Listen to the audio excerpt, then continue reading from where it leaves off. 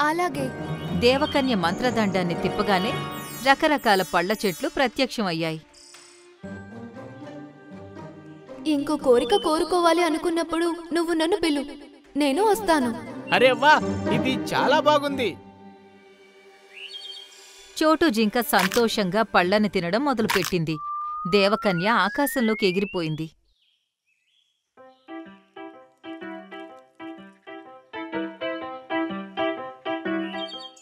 అరే, ఈ చోటు జింక దగ్గరికి ఇన్ని పళ్ళ చెట్లు ఎక్కడి నుండి వచ్చాయి?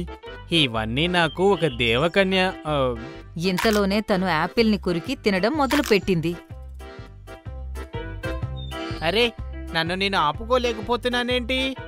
తను మళ్లీ యాపిల్ని కొరికి తినడం మొదలుపెట్టింది. వేడికి పెట్టే పట్టలేదు కదా.